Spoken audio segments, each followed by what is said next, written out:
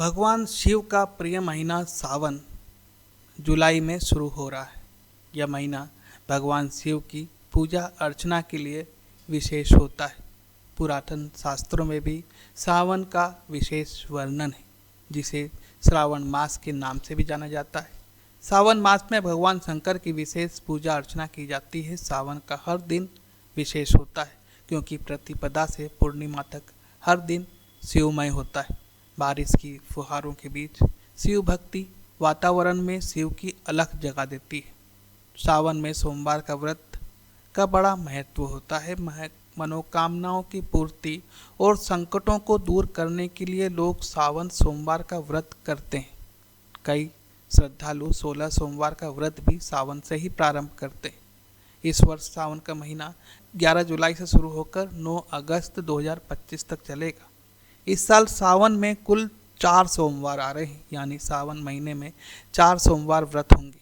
सावन का पहला सोमवार 14 जुलाई को पड़ेगा। इस दिन धनिष्ठा नक्षत्र और आयुष्मान योग का शुभ संयोग रहेगा। दूसरा सोमवार 21 जुलाई को, इस दिन रोहिणी नक्षत्र में चंद्रमा वृषभ राशि में रहेंगे। इस दिन कामिका एकादशी और सर्वार्थ सिद्धि योग का भी शुभ संयोग बन रहा है।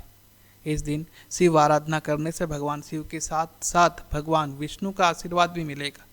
तीसरा सोमवार 28 जुलाई को चंद्रमा फाल्गुनी नक्षत्र और उत्तरा फाल्गुनी नक्षत्र में संचार करेंगे और इस दिन सिंह राशि में चंद्रमा के होने से धन योग का बेहद शुभ संयोग रहेगा। इस दिन मंगल भी गोचर करने जा रहे हैं। ऐसे में भगवान शिव की उपासना से मंगल दोष और काल सर्प दोष प्रतिकूल प्रभाव में कमी आएगी।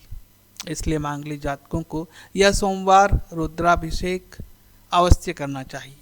और सावन का अंतिम सोमवार 4 अगस्त को पड़ रहा है। इस दिन सर्वार्थ सिद्धि योग का संयोग रहेगा।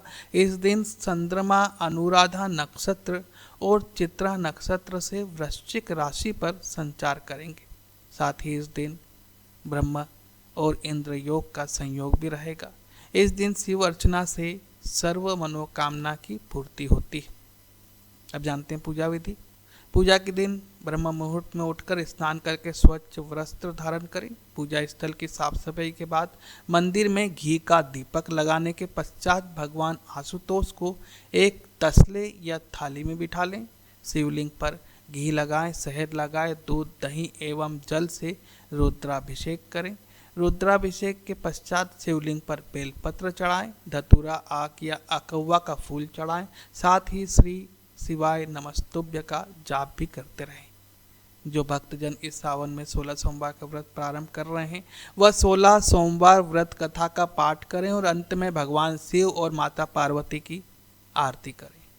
इस भोलेनाथ की पूजा में बिल्वपत्र का बहुत बड़ा महत्व रहता है। भले आप रुद्राष्टाध्यायी से अभिषेक करें या शिव महिम्न स्तोत्र से या फिर रुद्राष्टक से, बिल्वपत्र आपको प्रतिदिन अर्पित करने चाहिए। एक बिल्वपत्र यानी 3 बिल्वपत्रों का समूह। एक शिवलिंग पर 3 बेलपत्र चढ़ाए जाते हैं। बेलपत्र के बिना शिव जी की पूजा अधूरी मानी जाती है। कई बार हम बिना जाने ही बेलपत्र शिवलिंग पर चढ़ा देते हैं। बेलपत्र को तोड़ने का नियम है। बेलपत्र के डंठल को हमेशा काट देना चाहिए, यानी बिल्वपत्र जहाँ से तोड़ा गया है उस पर कठान नहीं होनी चाहिए। बिल्वपत्र हमेशा साबुत या कटा फटा ना हो, दाग धब्बा ना हो, ना ही मुरझाया हुआ हो। यदि बेलपत्र आपके पास नहीं है तो शिवलिंग पर चढ़ाए गए बेलपत्र को ही धोकर फिर वापस से चढ़ा सकते हैं। बेलपत्र को अच्छे से साफ पानी से धो लें। फिर बेलपत्र की चिकनी सतह को शिवलिंग से स्पर्श कराकर अर्पित करें। शिवलिंग पर बेलपत्र को चढ़ाने की एक विधि होती है, जिसमें मंत्र पढ़े जाते हैं। पहले बेलपत्र को चढ़ाने पर यह मंत्र बोलना चाहिए: दर्शनम बिल्वपत्रस्य स्पर्शनम पापनाशनम अघोरम पाप संहारम बिल्वपत्रम शिवार्पणम। दूसरा बिल्वपत्र चढ़ाने पर यह मंत्र बोलना चाहिए: त्रिदलम त्रिगुणाकारम त्रिनेत्रम च त्रियायुधम त्रिजन्म पाप संहारम बिल्वपत्रम शिवार्पणम। और तीसरा बिल्वपत्र चढ़ाने पर अखंडे बिल्वपत्रस्य पूजये शिव शंकरम कोटि कन्या महादानम बिल्वपत्रम शिवार्पणम। अब जानते हैं सावन में सोमवार का व्रत रखने के लाभ क्या होते हैं। पुरातन साहित्य के अनुसार जो भी भक्तजन सावन में 1 लोटा जल से शिवलिंग का अभिषेक कर देते हैं, उनके सभी कष्ट मिट जाते हैं। ऐसे में सावन सोमवार के दिन शिवलिंग का जलाभिषेक किया जाए तो और भी पुण्य फलदायी होता है। वैसे सावन में हर दिन ही जलाभिषेक करना चाहिए, क्योंकि पूरा माह ही भोले भंडारी का होता है। जो भक्तजन जलाभिषेक नहीं कर सकते हैं वे सिर्फ ओम नमः शिवाय मंत्र का जाप ही कर लेंगे तो उन्हें अद्भुत लाभ मिलने लगेगा। सावन के पावन महीने में शिव के भक्त कावड़ लेके आते हैं। उस कावड़ में भरे गंगा जल या अन्य नदियों का जल से शिव जी का अभिषेक किया जाता है।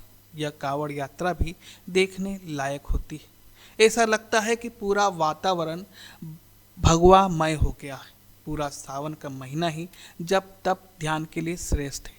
इस सावन में जहाँ एक तरफ बारिश की झड़ी देखने को मिलेगी, वहीं दूसरी ओर मंदिर की घंटियाँ। एक तरफ शांत रुद्राभिषेक का माहौल दिखेगा तो दूसरी ओर कांवड़ियों की अद्भुत यात्रा।